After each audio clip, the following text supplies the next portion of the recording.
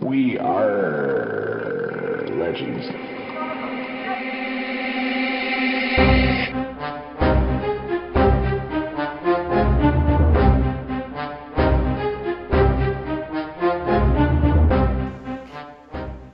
In this 35th episode of We RRR Legends, we have special guest Tech Paradox. Discuss Wonder Girl, get the news on the street, and reveal the winner of the Summer Games. So Tech, how are you, man? I'm doing great. Thanks for asking, and thanks for having me on the show. It's an honor to be here. Yeah, I'm glad you're here. You seem to be really helpful in the community, with your one-stops and everything. Yeah, thanks for that. I do try to help out as best I can with everybody. I may not be the most vocal guy out there, but I like to think I'm contributing something useful. Right on. You're active in Discord, so, your Reddit presence is already known. It's good to be known, although sometimes infamy is not a good thing, so you never know. So where does your username come from? That actually stems from back when I was in college, back in the day when they actually chiseled stuff into stone tablets. I was ranting with some friends about how there were users in the computer labs that were basically the walking epitome of Clark's Law. The machines were effectively magic to them because they were sufficiently advanced technology. And that's sort of the paradox of technology in my mind. With all the advanced stuff that we have created over the years, you'd think people would be smarter and smarter about tech. And it turns out there's a lot more people out there that are more like the Packlids from Star Trek. They just want to know, and you do it for them. So that's the tech paradox. The more technology we have, the less people seem to know about it. Interesting. Yeah, that is really interesting. And how long have you been playing? I've actually been in the game since it was in beta. Since I play on Android, I sideloaded in the APK about a month before the global release. I think it was a Canadian version that got out in the wild. So I figured, what the heck, I'm going to give this a try. If I can get in on it early, sweet. And so I did. But I was still new to the concept of the game, so I hadn't played much things like Star Wars, Galaxy Heroes, and things like that. So I really didn't get the importance of gearing up your tunes at the start, or how PvP would play into you getting new characters. So even though I kind of had a head start, I really didn't have a huge advantage because I spent the first few months just pumping my characters up in levels, and I didn't realize that they were still weak as kittens. Nope. I think that's what every noob kind of struggles with, but you kind of pick it up as you go along. Yeah, and there's a lot more resources out there now for people that are just getting into the game. So even if somebody was to pick it up now, it would be a lot easier for them to dive in. Despite having a smaller roster, they could get up and get moving quicker. Right. Do you have any favorite characters you like playing with? Right now, as far as character design, the one I really love is Constantine, but he's so low power right now I don't get to use him a lot, and I would really love it if they'd give us a sale for him because I really want to get him past L1. WB, give us a sale, please. Yeah, please. Was he a paywall character? I can't remember the freebie. He was the paywall. Okay, he was one of the two paywalls that month because they had the three characters that month.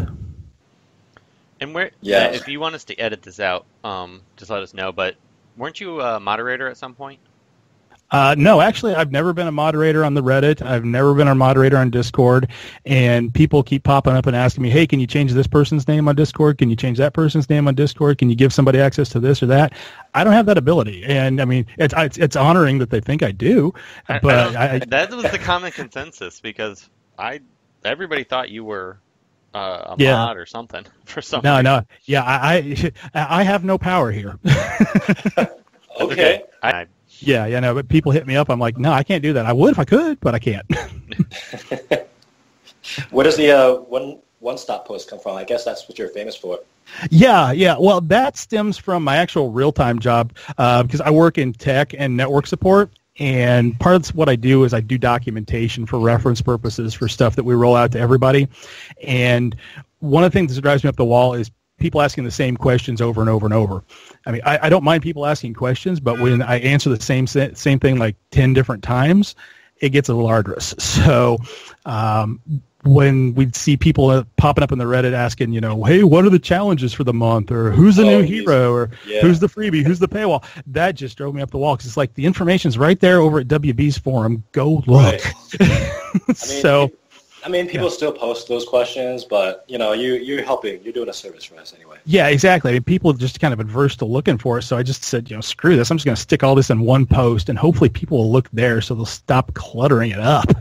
Right. So it seems to have worked. I mean, there's fewer posts than there used to be, and it doesn't take that long for you to do it once WB actually decides to grace us with that info. It's just a matter of catching it as soon as it drops, and that usually ends up right in the middle of my commute home. So don't get me wrong. I've done Reddit posts from my car on the drive before, but the one-stop post takes a little bit more effort than that. I mean, they always seem to do release the new information the minute I'm in the middle of something super busy at work or something, and then I see all the posts blowing up and getting tagged, people asking, what do you think of this? What do you think of that? I'm like, damn it, I want to read it so bad. And I'm always so busy. Yeah. Always at the worst possible time. Yeah. It's like, I could potentially pull it up while driving, but I really don't want to. No, please don't. Yeah. Besides the Constantine sale, anything you'd like to see in the game happen? If I had my options, I would like to see some other oddball characters. I mean, everybody's talked about they want Larfleeze in the game, or they want Atrocitus and Dexstar, which, don't get me wrong, I'd love to have the Rage Kitty in the game. I would really like to see Plastic Man in the game. Oh, yes. I think he would be great as far as his shape-shifting goes, and I think they could throw in a new ability with him, like a damage reflection type thing, like whatever you hit him with, if you level it up, he can bounce some of it back against the person attacking him. Yeah, I've always wanted something cool like that. I think he'd be the most broken toon in the game. Yeah. I would like to see it for passives, so characters, because right now we're especially with Wonder Girl out, we're seeing so many passives that are very dangerous, and it would just be one of those static things no matter when it happened, whether it's on a turn or out of turn. If you do damage to him, damage goes back to you. That would be fantastic. Yeah, I think that would be really cool. I don't know how they'd work it out with the way passives trigger versus active versus passive skills, what trips them off. But yeah, I think that would be great. With the meta shift, have you had a chance to play with Wonder Girl yet? I have a little bit. Usually, I'm not really the whale type. I don't dump buckets of money into the game, but I do occasionally buy in on the sales. So I had some gems, and I went ahead and speed leveled her up to 70. And I really like her kit so far. I think she's definitely going to provide for a shift in the meta. The way her passive triggers like crazy off of some of the meta tunes right now really can shift things up, and quite honestly, anybody who brings a Clayface into a fight with her deserves what they get. Right. I'm so sick of seeing her around everywhere, and the Invisible Robin teams, she's a godsend. Definitely. Yeah, Starfire got rid of the invisible teams a little bit, but Clayface was still around, and now she's completely changed it. Right. Definitely. So I think people are kind of scrambling right now. They're kind of like, how do I counter this? Everyone's kind of conditioned to think a certain way in PvP right now. So we'll give it a few weeks for everything to cool down and figure out. Yeah, I always like when a really new, powerful, meta-shifting character comes in. Your defense log suddenly gets fantastic for a little while. And since I leveled up Wonder Girl, I leveled up a few days later than usual, but now she's just dominating everything, and she's tough to face. She's not easy. Yeah, everyone's kind of freaking out, and I'm really glad that I managed to take on World's Finest before she came on the scene, because my teams rely so heavily on buffs. It's not even funny. So I'm really glad for that. And while you mentioned that, congratulations on the World's Finest. Thank you. And another I'll take it. We're just rocking him. We may have another one this week. Hopefully, I'm cheering on CR7 from the sidelines, but I'm glad we're seeing Owls in the top 10 spots every week. I wanted to mention though that the climb to World's Finest wasn't that bad, because I had the luxury of having low-powered characters to take on these 20-point matches and kind of exploiting the flaws in PvP. But now that Wonder Girl is kind of slapping my teams around, I might have to actually gear out my tunes, like actually max them out finally. So I'm not gonna be able to exploit that trick anymore. Tech, I know you were very passionate about getting a new PvP system in the game. Could you explain to us how your ideas would work out. Yeah, sure. Because actually this kind of ties in with something you had mentioned in the subreddit about how things had shifted for your team because your power level had crept up just far enough that your points were no longer in that 20-point per match range. Nope. And you're crying me a river. Yeah. We'll come to the rest of the end game. I haven't seen a 20-point in my racks in I don't know how long. Oh, jeez. Yeah, and so part of the problem with that was, like up to this point, the meta had kind of stagnated around certain groups of the tunes because you had like your Batgirl evasion teams and the Constantine debuff teams, or you'd see like a leader like Steppenwolf and Clayface with another hitter and an assist along with that, and then other people would focus on specific stuff, and it just kind of fell down into this one spot, and that's where we were. And that always just forced you to bring a counter to specific teams. So just things would be the same matches over and over. And on top of that, the scoring would limit your team compositions. Right. So, yeah, I think that the new changes with Wonder Girl and Giganta are definitely going to shake that up. But the scoring is still a problem. And it's mainly a problem for the people who have progressed in leveling their tunes, because, like I said, you don't see the 20-point matches once you get to a certain level. You're lucky if you see a 14-point match. I'm excited for a 9. So. Yeah, most of my racks are 3 to 6 and 6 to 9 these days, and occasionally I see a 14. And when I see that 14, I know, ooh, that's going to be a rough one for me, because I mean, even though I got a bunch of them at level 70 in Gear 11, it's going to be tough. So the scoring is part of the problem there, and that 3-tier score system that they put in there, that was just a solution to kind of deter the Deathstroke Baby Lobo problem back in the day.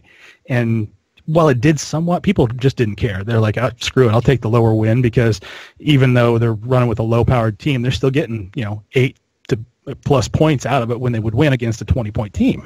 Well, when that first came out, I was super excited for it, and I've beat this drum quite a few times, is that the spreads weren't good enough. It was originally I thought it was going to be a bigger point spread from 3-star to 1-star, which would have made it a little more attractive. And then because there's such a disadvantage to having a geared out roster with points, that it's, as you're saying, it just doesn't, it penalizes you for spending a fortune.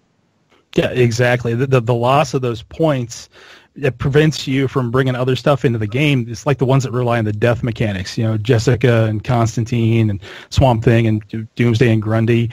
If one of them drops, then you're losing points right there, even if they come back. Now, to me, obviously they're not going to change that back. I mean, they've whacked Deathstroke and Lobo with the Nerf bat, but they're not going to change the scoring system. And that disparity between what the players, like the lower-powered teams versus the higher-powered teams, get, it really messes things up. So I would advocate sort of a flat scoring system like they do with the Blitz events. Just go with the normal 3, 6, 9 for your basic points. Now, that may seem a little unfair to the lower-end players as they get less for beating the higher-powered teams, but at the same time, people with the monster-geared teams aren't going to be getting much, if anything, on defensive wins, and they're going to be dropping points against the other monsters anyway. So it'll all even out in the end, and it caters less to buying your way to victory. And going along with that, I would advocate a switch to a last man standing. And somebody else had mentioned this before, and it really resonated with me, because what you would do is switch to where it would count the points based on the number of team members that are alive at the end of the match, not how many died during it. So that way, if Swamp Thing brings your whole team back and you can still win with that, it's going to count towards your total score. And that totally re-enables having Jessica Cruz teams and Swamp Thing and bring along Constantine to score off of the deaths of everybody else and still have Swamp Thing bring everybody back. And then in addition to that, to make it a little bit sweeter for being able to win without anybody dying, they give a flawless victory bonus. So they tack on an additional points, like another 3 points. So you get like a max of 12 out of it, potentially, if everybody stays alive through the whole thing. Oh, I like that. That's a good idea. Yeah, so you have an incentive to try to keep everyone alive anyway. You don't want to throw someone under the bus just to buff up Constantine or Jessica. Exactly, yeah. It still makes the res teams viable, but it encourages you not to rely on that too heavily. So that way you can still potentially get decent points out of it. And if you keep everybody alive, then you're rocking up the charts. And even if you don't keep everybody alive, if you can bring everybody back, you're still winning. Yeah, I've gotten into discussions with people, like a couple guys in my alliance or Duloth even. They don't believe in the viability of Jessica Cruz. And I'm like, dude, she's awesome. She kicked butt. She can ramp up to Starfire levels and AOE everyone to death. They're like, yeah, but I'm trying to get 3 stars and da da da. And everyone's so focused on getting the 3 stars that they don't want to use. It really limits team building. Well, Yeah. but it really matters when you're only getting 3 to 6 points. You can't afford to drop to 3 points because if you accidentally lose more than 1, it's such a big difference. Right. Yeah, you definitely take a hit. So if you could bring everybody back, then that'd be great. One other suggestion that is out there that I like, if they don't want to change the points to the static system, which I think everybody kind of agree. It seems like the majority of the population, I'm sure there's some out there that disagree, but it seems like the majority of the population are okay with that static system. They seem okay with it in all the other tournaments. So I think most people would probably be okay with that shift and be an easy shift for them to make since it's already in existence. But would be to bring back the old defensive wins. So that way, if you have a superpowered roster and you can have a strong defensive log, then you get an advantage for winning those matches because right now you get so little. Mm-hmm. Mm-hmm. Yeah, I have a follow reverse that. star system, basically 3, 6, or 9, depending. If you kill their whole team, you get 9. If you actually, I doubt that'd be too much work. But let's say if you lose the character, you get 3 points. But yeah, I like that idea. I hope WB listens in. They're like, oh yeah, this is a really intelligent idea, and then implement it next month. We can dream, right? Keep dreaming. That's what keeps hope alive. I've only brought this topic up like every other podcast for a little while now. So I think if you yell hard enough, they'll go listen. my rage towards the gearing system, the up and away quest, that I can't get legendary missions because I'm running out of characters. Yeah, you're the 1 out of 5 billion people who play who this affects. Yeah, they're never gonna fix it. They're like, okay, 2 people. Only 2 people that I know so far that it affects, me and Alexi. So. Yeah. Really? Meanwhile, I'm grinding those events, just praying for more drops. And now let's enter the arena. For our Mystic Gem Blitz that ended last Sunday, the world's finest was NewBountyHunter with 3,549 points. The top 10 cutoff was 1,998 points. Top 35 cutoff 1,152 points, and the top 100 cutoff 909 points. For the Wraith arena, for Dr. Poison, the world's finest was our very own KageUrufu with 5,210 points. The top 35 cutoff was 2,850 points, and the top 100 cutoff was 2,562 points. The top alliances for the week was the Champions of the Amazons with 75,403 points. Top 10 cutoff was 49,569 points, and we're going to start tracking the top 100 cutoff, which was 26,067 points. Congratulations to all the top. So the finalists for the Summer Games are Dante's Peak, yo, DC-Pamela, and M4YE3? I never remember his damn name. I'm not even going to edit that out.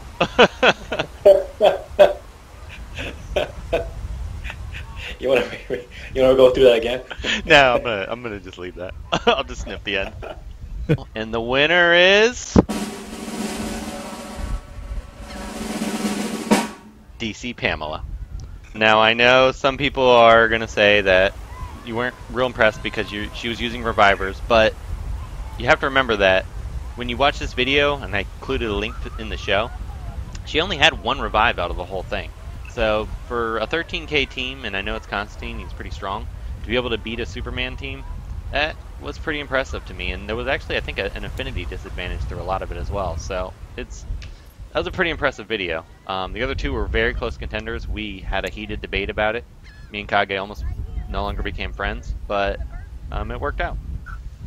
Okay, all right, Pamela. So just email us, and we'll send you a gift card. And if you're in Croatia and you can't accept the card, that's okay. We'll donate it to Reddit. There you go. That's the real reason you won. No.